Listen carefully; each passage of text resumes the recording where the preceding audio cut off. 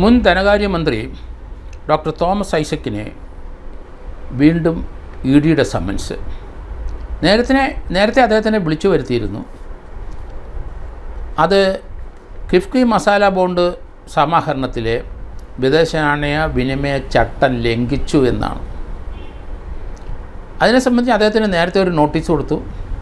ആ നോട്ടീസിനകത്ത് അദ്ദേഹത്തിന് വ്യക്തിപരമായ ചില കാര്യങ്ങളോട് ചേർത്താണ് ആ നോട്ടീസ് കൊടുത്തത്. അത് അദ്ദേഹം കോടതിയിൽ പോയി ചലഞ്ച് ചെയ്തു. അങ്ങനെ നോട്ടീസ് കൊടുക്കാൻ പാടില്ല എന്ന് ഹൈക്കോടതി വിധി എഴുതി. പക്ഷേ നോട്ടീസ് കൊടുക്കുന്നതിന് ഹൈക്കോടതിക്ക് തടസ്സമില്ല. കിഫ്ബി മസാല ബോണ്ട് സമാഹരണത്തിലെ വിദേശ നാണയം ലംഘിച്ചിട്ടുണ്ടോ ഇല്ലയോ എന്നുള്ള അന്വേഷണം മുന്നോട്ട് കൊണ്ടുപോകുന്നതിന് തടസ്സമില്ല എന്ന് ഹൈക്കോടതി പറഞ്ഞു. ഏതായാലും ജനുവരി 12 ഹാജരാകാൻ ഇ ഡി നോട്ടീസ് കൊടുത്തിരിക്കുകയാണ്. മസാല ബോണ്ട് എന്നൊക്കെ നമുക്കെല്ലാവരും കേട്ടിരിക്കണം. എന്താണ് ഈ മസാല ബോണ്ട്? അത് മസാല എന്നുള്ള ഇന്ത്യൻ വാക്കാണ്, ഹിന്ദി വാക്കാണ്. നമുക്കറിയാം മസാല ചേർത്തോ എന്നൊക്കെ, നമ്മൾ കറിക്ക് മസാല ചേർത്തോ എന്നൊക്കെ ചോദിക്കും. അത് ഇന്ത്യയുടെ കറിയുടെ കാര്യവും ഇന്ത്യയുടെ കിച്ചൻ്റെ കാര്യമൊക്കെ പറയുന്ന വേൾഡ് മുഴുവൻ അംഗീകരിക്കപ്പെട്ടിരിക്കുന്ന ഒരു കാര്യം തന്നെയാണ് മസാല. അതുകൊണ്ട് ഇൻ്റർനാഷണൽ ഫിനാൻസ് കോർപ്പറേഷൻ ഇന്ത്യയുടെ ബോണ്ട് അവർ ഇറക്കിയിരുന്നത് മസാല ബോണ്ട് എന്ന് പറഞ്ഞാണ് ഇറക്കിയിരിക്കുന്നത്. അതിൻ്റെ അർത്ഥം അത് ആ ബോണ്ടിൻ്റെ പേര് കേൾക്കുമ്പോൾ തന്നെ അറിയാം ഇന്ത്യൻ ഒറിജിനാണ്, ഇന്ത്യയുടെ ബോണ്ടാണ്.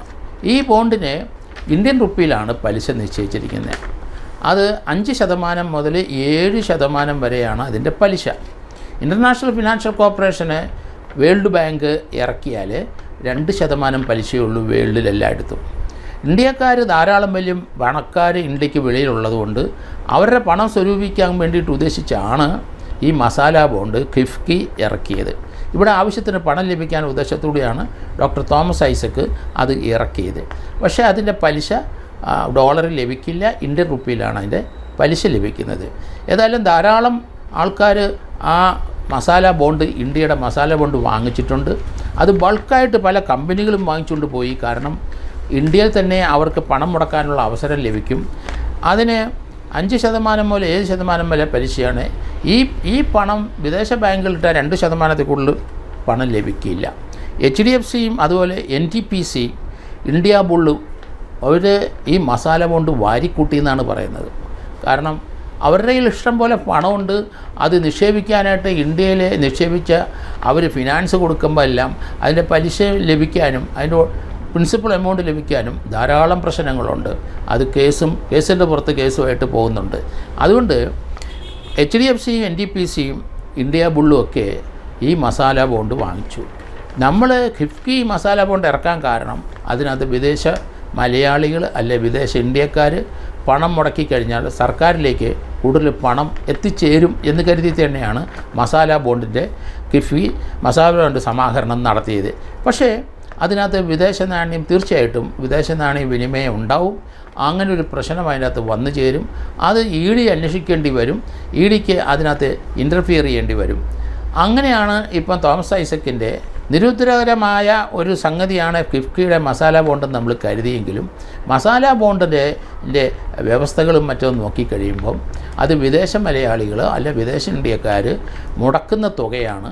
അതിനകത്ത് തീർച്ചയായിട്ടും ഇ ഡിയുടെ ആ ഫണ്ട് ബ്ലാക്കാണോ, വിദേശത്തിന് ഏത് രീതി ഉണ്ടാക്കിയതാണ്, അത് ഇന്ത്യയിലോട്ട് കടത്തിയതാണോ, ഇങ്ങനെയൊക്കെയുള്ള ധാരാളം പ്രശ്നങ്ങൾ ഉണ്ട്. അത് ഇ ഡി പരിശോധിച്ചിട്ടുണ്ട്.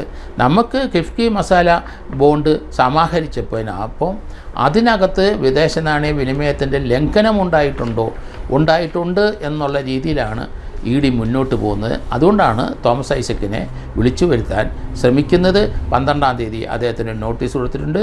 അദ്ദേഹം ഇനി ഹൈക്കോടതി പോകുമോ ഇല്ലയോ നമുക്കറിയില്ല. ഹൈക്കോടതി നേരത്തെ അത് ഹൈക്കോടതി അങ്ങനെ നോട്ടീസ് കൊടുക്കാൻ പാടില്ല എന്ന് പറഞ്ഞു. അതിൻ്റെ കാരണം അദ്ദേഹത്തിൻ്റെ വ്യക്തിപരമായ ചില കാര്യങ്ങളെല്ലാം ഈ നോട്ടീസിനകത്ത് എഴുതി ചേർക്കേണ്ട കാര്യമില്ല. ഒരാളുടെ പേരും അഡ്രസ്സും മാത്രമേ അത് സമൻ ചെയ്യുമ്പോൾ എഴുതി ചേർക്കാൻ പാടുള്ളൂ. അത് ഹൈക്കോടതിയിൽ അദ്ദേഹം കൊടുത്തിരിക്കുന്ന വാദഗതി ഹൈക്കോടതി അംഗീകരിച്ചു. അങ്ങനെ നോട്ടീസ് കൊടുക്കാൻ പാടില്ല.